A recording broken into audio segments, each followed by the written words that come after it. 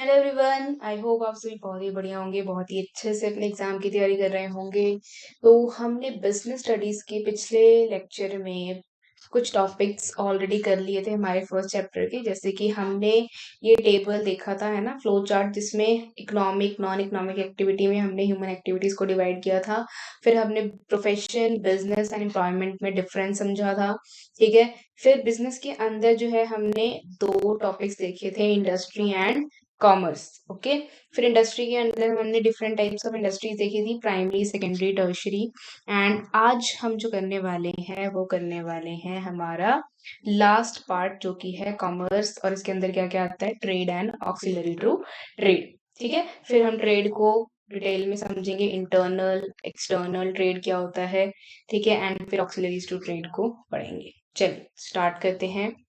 हमने बिजनेस कर लिया था, राइट। बिजनेस का meaning, characteristics of business, objectives पढ़ लिए थे। बिजनेस एक्टिविटीज एक बार हम देख लेते हैं, ये वाला फ्लो चार्ट, इसमें हमने इंडस्ट्री कर लिया था, आज हम कॉमर्स करने वाले हैं। तो चलिए, इंडस्ट्री हमने कर लिया है, हम स्टार्ट करेंगे सीधा कॉमर्स से। ठीक है, जो कि आपका सब्जेक्ट भी है। चलो, कॉमर्स की डेफिनेशन देखो। सबसे पहले तो कॉमर्स किसे कहते हैं। कॉमर्स में आपने ये जो हाइलाइटेड लाइन है, इसको मेन याद रखना है। इसमें हम गुड्स को और सर्विसेज को, ठीक है, गुड्स क्या होती हैं, जो टेंजिबल चीजें हैं, है ना, जिसको आप देख सकते हो, टच कर सकते हो, जैसे शूज हो गए, क्लोथ्स हो गए। ठीक है। सर्विसेज जैसे कि जिसको आप महसूस कर सकते हो, है ना, जैसे टीचिंग है, जैसे कि आप मूवी देख रहे हो, एंटरटेनमेंट है, उससे आपको अच्छा लगता है, सेटिस्फेक्शन मिलती है। तो ये हो गया आपके इंटेंजिबल। ठीक है। आई होप आपको गुड्स एंड सर्विसेज के बीच में डिफरेंस क्लियर हो। ठीक है। देन प्रोड्यूसर्स जो हैं, यही प्रोड्यूस करेंगे गुड्स या सर्विसेज। ठीक है, उन्हीं को प्रोड्यूसर्स कहते हैं। फिर प्रोड्यूसर से कंज्यूमर तक इन गुड्स और सर्विसेज को पहुंचाना मेन हमारा कॉमर्स का एम होता है। सारी चीजें इसी के ही आसपास हमारी घूमती हैं कि हमें कैसे गुड्स और सर्विसेज को प्रोड्यूसर से कंज्यूमर तक पहुंचाना है। ठीक है, हिंदी में भी आप जो है इसको पढ़ सकते हो। ठीक है, उपभोक्ता तक हमने जो है मेन अपनी वस्तुओं को पहुंचाना है। क्लियर। चलिए, अब इसमें सबसे पहले आता है ट्रेड। तो ट्रेड किसे कहते हैं, जिसमें हम गुड्स और सर्विसेज को हम क्या कर रहे हैं, बेच रहे हैं, और मेन हमारा ऑब्जेक्टिव क्या है, प्रॉफिट अर्न करना। ठीक है, प्रॉफिट अर्न करना। तो ट्रेड में हम बेसिकली यही सीखेंगे कि कैसे जो है, पहले प्रोड्यूसर से सामान होलसेलर लेकर आता है, फिर होलसेलर जो है वो रिटेलर को सामान डिस्ट्रीब्यूट करता है, इसके बाद रिटेलर जो है वो कस्टमर्स को सामान क्या करता है, सेल कर। तो डिफरेंट टाइप्स ऑफ चैनल्स होते हैं ट्रेड में भी। ठीक है, कभी कभी प्रोड्यूसर जो है वो डायरेक्टली कस्टमर को भी आपके सेल कर देता है, कभी कभी होलसेलर डायरेक्टली जो है वो कंज्यूमर को सेल कर देता है। ठीक है। तो यहाँ पे जरूरी नहीं है कि ये फिक्स है, इट इज नॉट फिक्स्ड। ठीक है। चल, तो ट्रेड दो टाइप्स की होती है, इंटरनल एंड एक्सटर्नल। ठीक है, तो इंटरनल ट्रेड को सबसे पहले हम समझेंगे कि इंटरनल ट्रेड का मतलब है ऐसा ट्रेड, ऐसे गुड्स सर्विसेज को आप सेल कर रहे हो जो आपके बाउंड्री के अंदर है। ठीक है, विद इन द बाउंड्री, यहाँ पे लिख लेते हैं, विद इन द बाउंड्री, किसके boundary, boundary of your country. ठीक है, बाउंड्री ऑफ कंट्री, जैसे इंडिया है हमारा कंट्री, तो इंडिया के अंदर अंदर अगर आप गुड्स सर्विसेज को सेल कर रहे हो तो इसको हम इंटरनल ट्रेड बोलेंगे। ठीक है, और इसमें आपके होलसेल एंड रिटेल ट्रेड ये दो आते हैं। तो होलसेलर की जो मैंने बात करी है वही होलसेल ट्रेड है। तो होलसेल ट्रेड को आपने कैसे पहचानना है एग्जाम में, यहाँ पे आपने जो है वो ये लाइन याद रखनी है, लार्ज क्वांटिटी। जो होलसेलर है वो हमेशा प्रोड्यूसर से लार्ज क्वांटिटी में सामान खरीदता है। ठीक है, और फिर उसको अलग अलग डीलर्स या फिर रिटेलर्स को सेल करते हैं। ठीक है, तो एक तरीके से ये लिंक क्रिएट कर रहा है किसके बीच में, प्रोड्यूसर एंड रिटेलर के बीच में। देखो, जैसे ये प्रोड्यूसर है, ठीक है, इससे सामान होलसेलर ने लिया, ठीक है, फिर रिटेलर को सेल कर दिया, तो बीच में आ रहा है, लिंक बन रहा है इन दोनों के बीच में, प्रोड्यूसर और रिटेलर के बीच में। तो ये दोनों पॉइंट्स आपने याद रखने हैं, लार्ज क्वांटिटी या फिर होल में जो है बल्क में आप जो है वो सामान खरीदते हो, ठीक है, लार्ज क्वांटिटी को आप बल्क भी बोल सकते हो। एंड ये लिंक क्रिएट करता है प्रोड्यूसर एंड रिटेलर के बीच में। इस तरीके से रिटेल ट्रेड किसे बोलते हैं, जिसमें क्वांटिटी जो है वो in comparison to wholesale trade कम होती है, ठीक है। जैसे रिटेलर है, रिटेलर की कोई शोरूम है या शॉप है, तो आप उसमें देखोगे इतनी क्वांटिटी में सामान नहीं होता जितना होलसेलर के पास होता है। तो लेकिन ये क्या करता है, ये अल्टीमेट कंज्यूमर्स को जो है वो सामान सेल करता है। तो अगर आपको क्वेश्चन जो है वो आए एग्जाम में कि डायरेक्टली जो है वो कंज्यूमर के साथ कौन इंटरेक्ट कर रहा है, रिटेलर। तो रिटेलर जो है वो किसके बीच में लिंक बना फिर, होलसेलर और कंज्यूमर, ठीक है। तो ये इनके बीच में लिंक क्रिएट कर, ओके, गॉट इट। चलिए, अब एक्सटर्नल ट्रेड जो है आपका, ठीक है, ये इसमें आपने जो है इंपोर्ट एक्सपोर्ट वर्ड सुना होगा, एक एंटरपोर्ट भी होता है, ठीक है। तो हम इसको जानेंगे। इम्पोर्ट ट्रेड, देखो इम को याद रखना है, इन से, ठीक है, इन मतलब अंदर। तो जब आप गुड्स जो है वो किसी दूसरी कंट्री से अपनी कंट्री के अंदर लेकर आ रहे हो, उसको बोलते हैं इम्पोर्ट। जैसे कि आप जो है वो यूएस, ठीक है, वेट अ सेकेंड, सपोज करो आप जो है वो यूएसए से इंडिया में सामान लेकर आए, ठीक है, रॉ मटेरियल लेकर आए। एक सेकेंड, तो इसको आप क्या बोलोगे, इसको बोलोगे आप इंपोर्ट। एक्सपोर्ट, एक्स एक्स मतलब एग्जिट, है ना, बाहर की तरफ जाना। तो जब आप गुड्स को सोल्ड कर रहे हो, बेच रहे हो किसी दूसरी कंट्री में, जैसे सेम एग्जांपल यूएस ए में आप जो है वो इंडिया से सामान क्या कर रहे हो, भेज रहे हो, बेच रहे हो, ठीक है। जैसे यहाँ से काफी सामान जाता है अलग अलग कंट्रीज में इंडिया से, ठीक है, जैसे राइस हो गया, या फिर आपकी जो वो है स्पाइसेस वगैरह हैं, ये सारे जाते हैं। नेक्स्ट है एंटरपोर्ट ट्रेड। एंटरपोर्ट, अब ये अलग कंसेप्ट है, मे बी आपने जो है वो उसके बारे में सुना नहीं होगा। तो एंटरपोर्ट ट्रेड का मतलब है जब आप, जैसे दो तीन कंट्रीज हैं, ठीक है, तो इसमें आप एक कंट्री से सामान जो है वो क्या करवा रहे हो, इंपोर्ट करवा रहे हो, फिर दूसरी कंट्री में वही सामान एक्सपोर्ट कर रहे हो, ठीक है।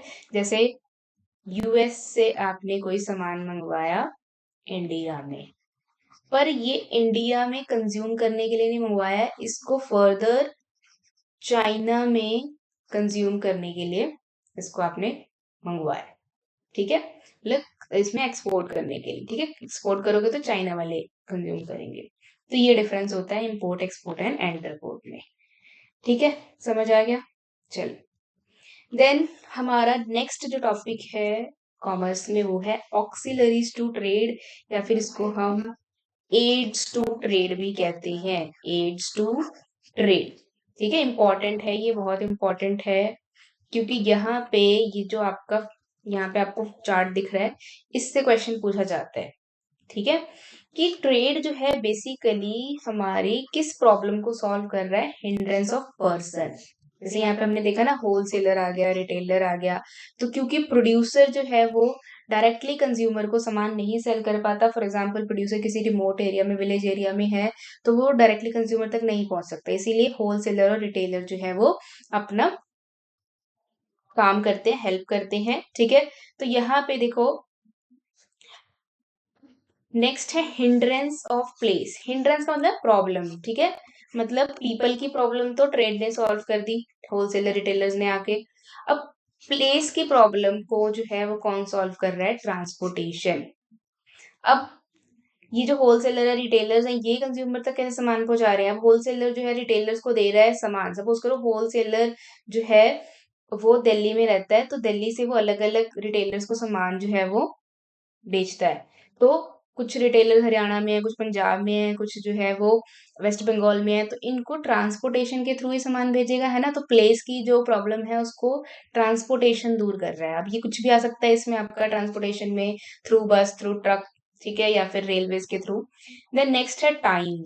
टाइम, अब आपने जो है सामान प्रोड्यूस किया, प्रोड्यूसर ने जो है वो सामान प्रोड्यूस किया, लेकिन अब जरूरी तो नहीं है कि इसने प्रोड्यूस करा और तुरंत जो है वो कंज्यूमर्स ने या कस्टमर्स ने डिमांड कर दिया, नहीं, ऐसा नहीं होता है ना, क्योंकि कंपटीशन बहुत है।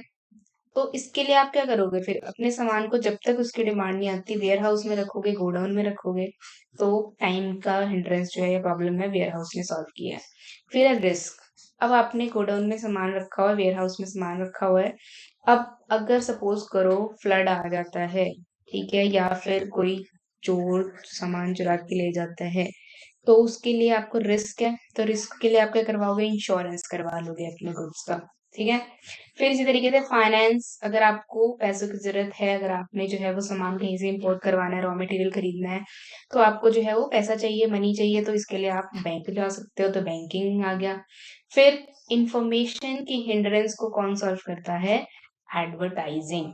ठीक है। अब कैसे आप बताओगे कि मेरा ये प्रोडक्ट है मार्केट में और मैंने ये नया प्रोडक्ट लॉन्च किया है?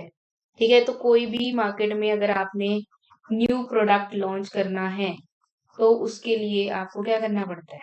एडवर्टाइजमेंट करनी पड़ती है ना? उसका प्रचार करना पड़ता है, तभी लोगों को पता चलेगा। तो इन्फॉर्मेशन की प्रॉब्लम को एडवर्टाइजमेंट दूर करता है। तो एग्जाम में डायरेक्टली ऐसे क्वेश्चन आते हैं। Person, hindrance of person trade आ गया, प्लेस का आ गया, ट्रांसपोर्टेशन, टाइम का वेयर हाउस, रिस्क का इंश्योरेंस, एंड फाइनेंस का बैंकिंग, इन्फॉर्मेशन का एडवर्टाइजमेंट। ठीक है। तो बहुत इंपॉर्टेंट कंसेप्ट है, इसको जरूर पढ़ के जाना है। एक छोटा सा यहाँ पे टॉपिक है इसी चैप्टर में, स्मॉल स्केल इंडस्ट्रीज का क्या रोल है सोशियो या इकोनॉमिक डेवलपमेंट में इंडिया के, है ना? स्मॉल स्केल इंडस्ट्री या स्मॉल आपकी इंडस्ट्रीज या स्मॉल सेक्टर। ठीक है। अब देखो यहाँ पे कुछ पॉइंट्स है जो आपको याद रखने हैं, जैसे कि एम्प्लॉयमेंट। तो स्मॉल इंडस्ट्रीज नाम से ही पता चल रहा है, जैसे आप यहाँ पे पिक्चर में देख सकते हो, छोटी छोटी जो बिजनेस करते हैं लोग रिमोट एरियाज में। ठीक है। जैसे आपने अपने घर के ही किसी कमरे में छोटे से, या फिर एक फैक्ट्री में आपने जो है वो कोई छोटा मोटा बिजनेस करा है, उसको आप स्मॉल इंडस्ट्री कह सकते हो, स्मॉल स्केल इंडस्ट्री कह सकते हो। ठीक है। अब जब आप बिजनेस स्टार्ट करोगे, कोई भी छोटा सा बिजनेस भी स्टार्ट करोगे, तो उसमें आपको भी तो लोग चाहिए होंगे, वर्कर्स की रिक्वायरमेंट होगी, आपको लेबर्स की रिक्वायरमेंट होगी, है ना? तो इसके लिए आप क्या करोगे? रोजगार जो है वो करोगे, है ना? तो लोगों को आप एम्प्लॉयमेंट दोगे। तो ये पॉजिटिव पॉइंट है। नेक्स्ट है वैरायटी ऑफ प्रोडक्ट्स। तो इस तरीके की स्मॉल स्केल इंडस्ट्री इंडिया में बहुत सारी है। ठीक है। अगर आप बैकवर्ड एरियाज में जाओगे या रिमोट एरियाज में जाओगे, तो आपको जो है वो ये इस तरीके की इंडस्ट्रीज बहुत सारी मिलेंगी। तो अब जितनी ज्यादा स्मॉल स्केल इंडस्ट्रीज होंगी, उतनी ज्यादा ये क्या बनाएंगे? प्रोडक्ट्स बनाएंगे, गुड्स बनाएंगे। तो मार्केट में जो है वो अवेलेबिलिटी ऑफ प्रोडक्ट या अवेलेबिलिटी ऑफ दीज गुड्स और प्रोडक्ट विल बी हाई, है ना?